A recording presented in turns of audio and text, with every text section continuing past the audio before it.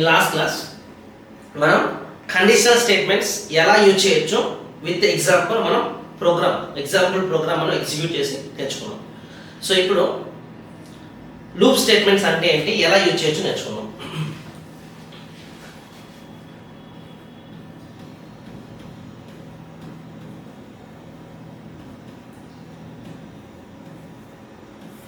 So loop statements ని మనం iterative statements అని కూడా పిలవచ్చు. Loop statements are also called as iterative statements.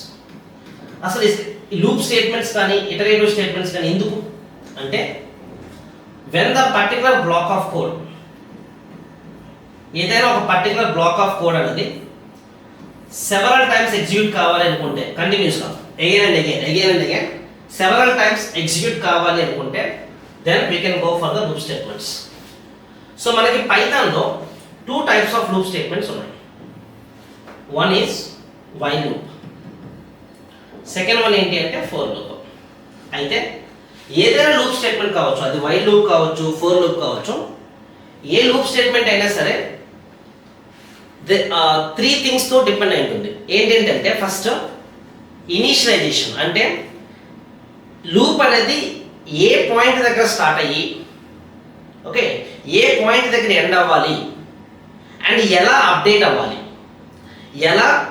అంటే స్టార్టింగ్ పాయింట్ నుంచి ఎండింగ్ పాయింట్ వరకు ఎలా ట్రావెల్స్ అవ్వాలి అన్న ఈ 3 పాయింట్స్ మనం ఖచ్చితంగా డిస్క్రైబ్ చేయాలి. ప్రతి లూప్ స్టేట్మెంట్కి కూడా 3 థింగ్స్ ఆర్ రిక్వైర్డ్. ఏంటంటే ఇనిషియలైజేషన్ ఏం చెప్తుంది అంటే wear the loop can start, ఎక్కడ లూప్ అనేది స్టార్ట్ అవ్వాలి. కండిషన్ ఏం చెప్తుంది అంటే లూప్ అనేది ఎక్కడ వరకు కంటిన్యూ అవ్వాలి. అండ్ అప్డేట్ ఏం చేస్తుందంటే స్టార్టింగ్ పాయింట్ నుంచి టిల్ ద లాస్ట్ పాయింట్ వరకు ఆ వాల్యూ అనేది, ఆ లూప్ అనేది ఎలా చేంజ్ అవ్వాలి అన్న అప్డేట్ చేసేది అప్డేట్ స్టేట్మెంట్. సో మనకి టోటల్గా 3 థింగ్స్ కావాలి. ఏంటంటే initialisation,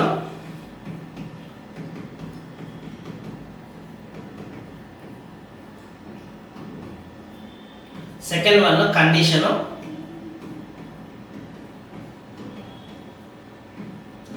third one update. So total 3 things.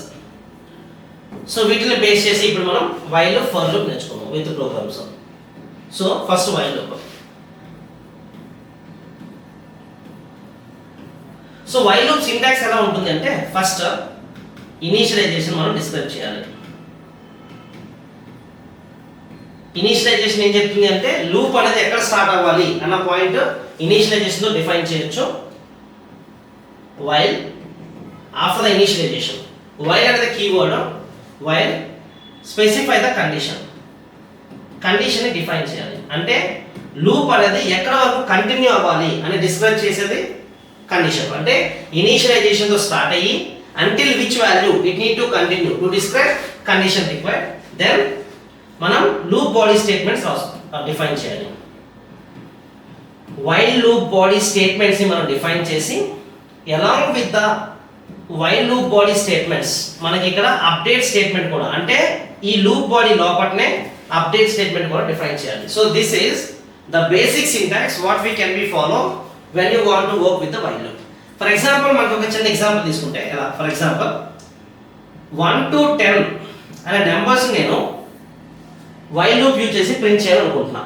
So ఇప్పుడు ఇనిషియలైజేషన్ ఏంటి అంటే నాకు ప్రింటింగ్ అనేది 1తో స్టార్ట్ అవ్వాలి కాబట్టి i = 1, ప్రింటింగ్ అనేది నాకు 10 వరకు జరగాలి, అంటే 1 to 10 వరకు నాకు జరగాలి కాబట్టి while i less than or equals to 10, 1తో స్టార్ట్ అయ్యి 10 వరకు నాకు జరగాలి. So 1 less than or equals to 10 కరెక్టే కాబట్టి then we can enter inside the loop body. So loop బాడీలో ఏం చేస్తున్నా, ప్రింట్ ఆఫ్ i అని ఇచ్చాను అనుకోండి, 1 అనేది ప్రింట్ అవుతుంది. సో ఇప్పుడు లూప్ బాడీ స్టేట్మెంట్స్ డిఫైన్ చేసాము, కండిషన్ డిఫైన్ చేసాము, ఇనిషియలైజేషన్ డిఫైన్ చేసాము, కానీ అప్డేట్ ఇవ్వలేదు. ఫర్ సపోజ్ నేను అప్డేట్ ఇవ్వడం మర్చిపోయాను అనుకోండి, లూప్ బాడీ లోపల అప్డేట్ డిఫైన్ చేయడం మర్చిపోతే then this loop becomes infinite. ఏదైతే లూప్ మనం డిఫైన్ చేసామో ఆ లూప్ అనేది infinite number of times execute అవుతుంది. So infinite number of times అంటే దానికి అసలు టెర్మినేషన్ ఉండదు, కంటిన్యూస్గా ఎగ్జిక్యూట్ అవుతూనే ఉంటుంది. సో మనం లూప్ని పర్టికులర్గా ఒక పాయింట్ దగ్గర స్టార్ట్ చేసి ఆ పర్టికులర్ పాయింట్ దగ్గర స్టాప్ చేయాలి అనుకుంటే మనకి ఖచ్చితంగా కావాల్సింది అప్డేట్ స్టేట్మెంట్. ఇక్కడ నాకు అప్డేట్ స్టేట్మెంట్ ఏంటి అంటే i ప్లస్ ఈక్వల్స్ టు 1. ఎందుకు i plus equals to 1? 1 to 10 నాకు 1 నెంబర్ బై నెంబర్ అంటే 1 2 3 4 అలా నెంబర్ బై నెంబర్ నాకు ప్రింట్ కావాలి కాబట్టి 1 నుంచి నెక్స్ట్ నెంబర్కి ఎంత డిఫరెన్స్ 1 కదా, కాబట్టి ఈ 1కి నేను 1తో అప్డేట్ చేస్తున్నాను. సో ఇలా నేను అప్డేట్ డిఫైన్ చేస్తే నాకు లూప్ అనేది ఫ్రమ్ 1 to 10 అన్ని నెంబర్స్ని కూడా ఎగ్జిక్యూట్ చేస్తుంది. So this is the way that how the while loop can work. Okay, so ఇప్పటివరకు మనం లూప్ స్టేట్మెంట్స్ అంటే ఏంటి, వైల్ లూప్ని ఎలా డిఫైన్ చేయొచ్చు, ఫర్ లూప్ని ఎలా డిఫైన్ చేయొచ్చు, ఎలా వర్క్ అవుతుంది అనేది థియరిటికల్గా విత్ సింటాక్స్ నేర్చుకున్నాం.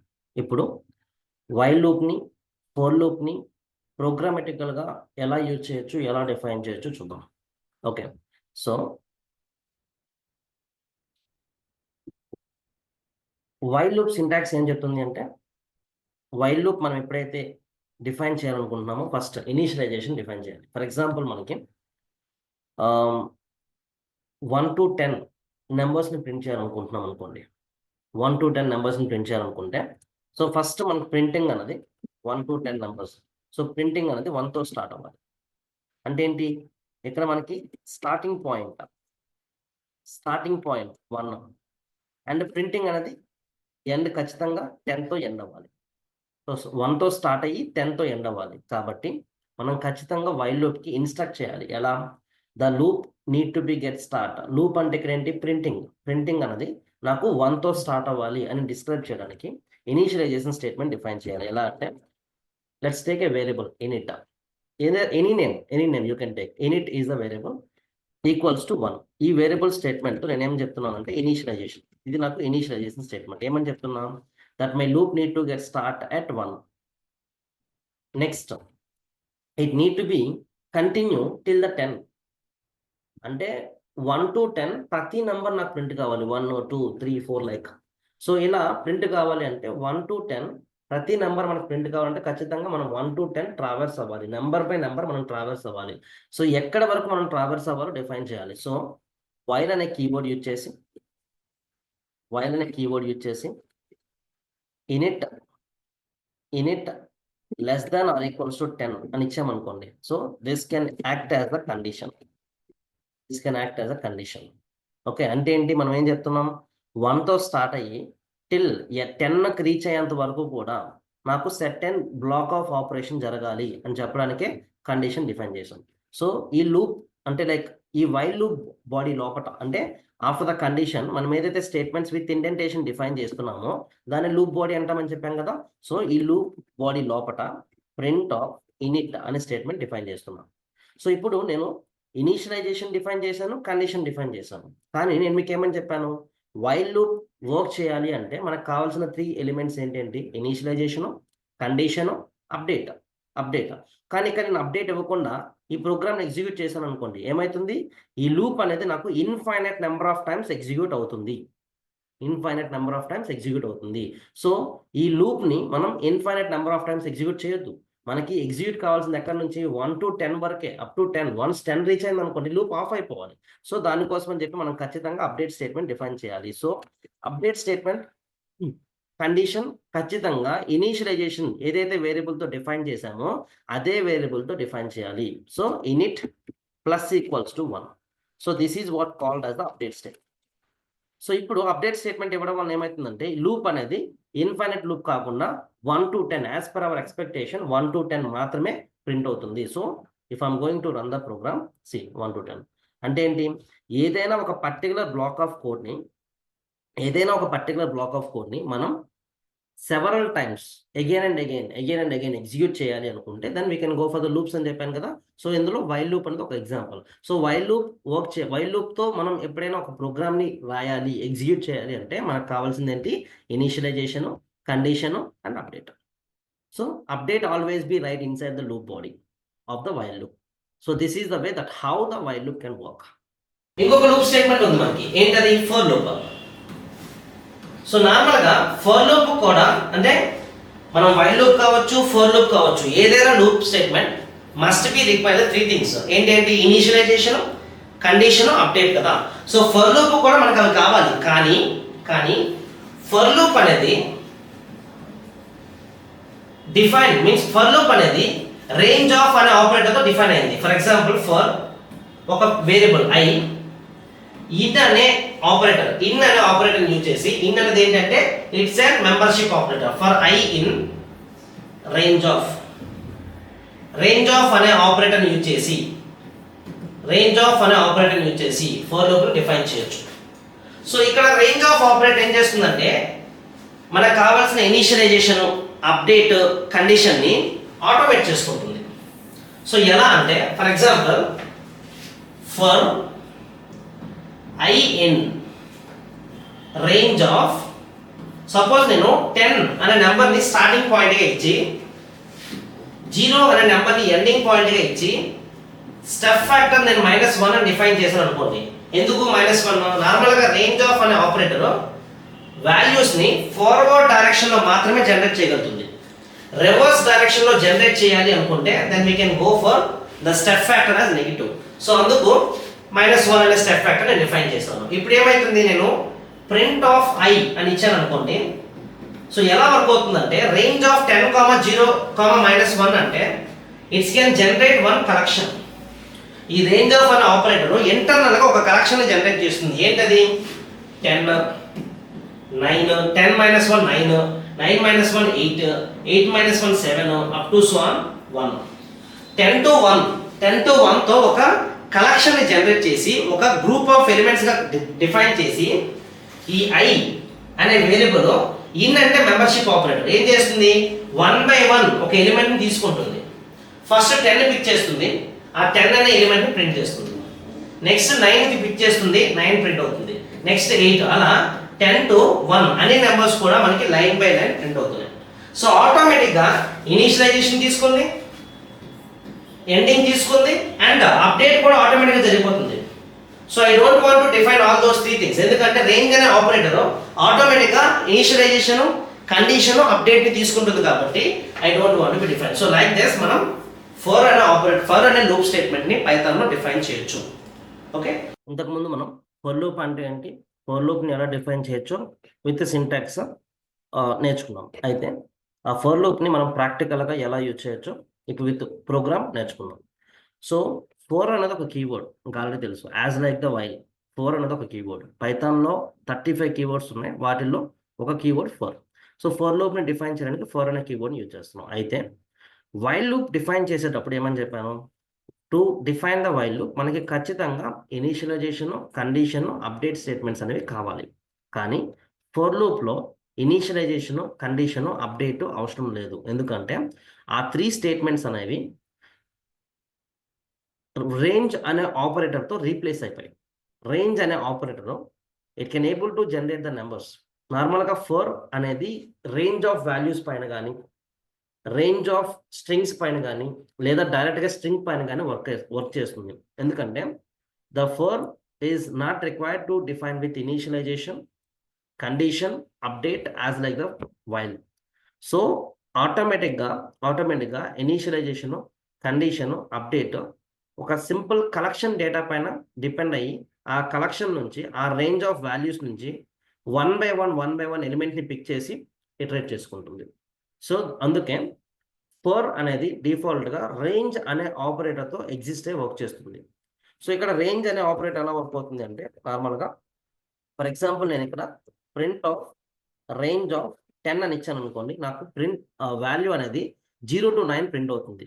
0 to 9 అంటే రేంజ్ ఆఫ్ ఆపరేటర్ అనేది వాల్యూస్ని 0 to 10 - 1 9 వరకు జనరేట్ చేస్తుంది.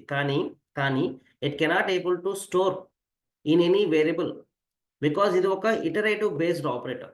సో దీన్ని మనం ఖచ్చితంగా ఫర్ అనే ఇటరేటర్తో జాయిన్ చేస్తే we can able to feel that whether range can generate the values from the specified range or not. ఇక్కడ నేను ఫర్ని యూజ్ చేసి 10 to 1 అనే నెంబర్స్ని జనరేట్ చేయాలనుకుంటున్నాం. సో ఎలా అంటే for I in range of నాకు స్టార్టింగ్ వాల్యూ ఏంటి ఇక్కడ 10.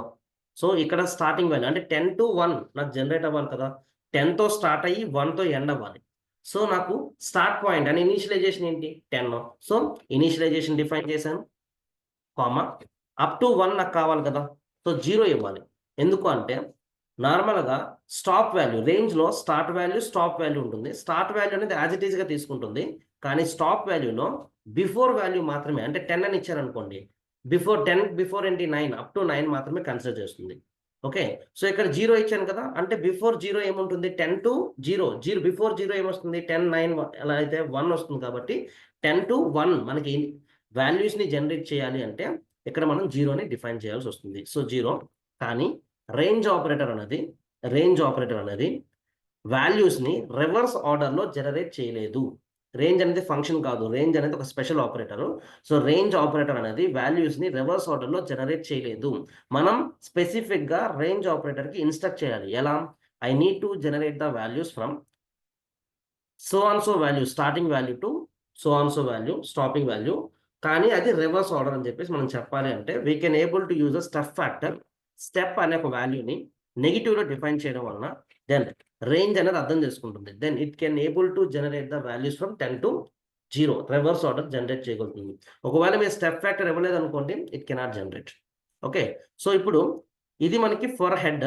సో ఫర్ లూప్ బాడీ ఏం చేస్తున్నాను అంటే ఫర్ లూప్లో ఐ ఇస్తున్నాను. సో ఇక్కడ నేను ఏం చేసాను, రేంజ్లో స్టార్ట్ వాల్యూ ఇచ్చాను, స్టాప్ వాల్యూ ఇచ్చాను. అంటే ఏం చెప్తున్నా 10 to 0 అన్ని వాల్యూస్ని కూడా విత్ -1 డిఫరెన్స్తో ప్రింట్ కావాలి అని చెప్తున్నా. అంటే ఏంటి 10 0 9 8 7 అట్లా 10 to 1 అన్ని నెంబర్స్ కూడా whether means until reaching to the 0కి రీచ్ అయ్యేంత వరకు కూడా జనరేట్ చేస్తుంది. సో అంటే how the while loop need the initialization condition update. Okay, range అనేది ఆటోమేటిక్గా ఇనిషియలైజేషన్ అప్డేట్ని కండిషన్ని ఇంక్లూడ్ చేసుకుని ఉంది. సో ఆటోమేటిక్ కదా. So that is the reason I'm saying for can take the initialization update and condition as automate using the range. So ఇప్పుడు మనం ఈ ప్రోగ్రామ్ని రన్ చేస్తే we can able to get the output from 10 to 1. So this is the way that how the for loop is going to work. కానీ నాకు కొన్నిసార్లు values అనేవి ఒకటే లైన్లో కావాలి. ఇక్కడ నేను మల్టిపుల్ లైన్స్లో ప్రింట్ చేశాను కదా, నాకు మల్టిపుల్ లైన్స్లో వద్దు, ఒకటే లైన్లో కావాలి అనుకునేటప్పుడు ఈ print of I comma end అనే ఒక కీవర్డ్ యూజ్ చేసి, ఎండ్ అనే ఒక స్పెషల్ వేరియబుల్ యూజ్ చేసి ఈక్వల్స్ టు నాకు ట్యాబ్ స్పేస్ ఇస్తున్నాను, ట్యాబ్ స్పేస్. సో ఇలా ట్యాబ్ స్పేస్ ఇవ్వడం వల్ల ఏమవుతుందంటే సో 10 to 1 అన్ని నెంబర్స్ కూడా విత్ ట్యాబ్ స్పేస్ ప్రింట్ అవుతాయి, ఒకటే లైన్లో విత్ ట్యాబ్ స్పేస్ ప్రింట్ అవుతాయి. సో ఇలా ఎండ్ అనే పారామీటర్ని, స్పెషల్ పారామీటర్ని మనం డిఫైన్ చేయొచ్చు. Okay, so this is the way that how we can able to use the for loop.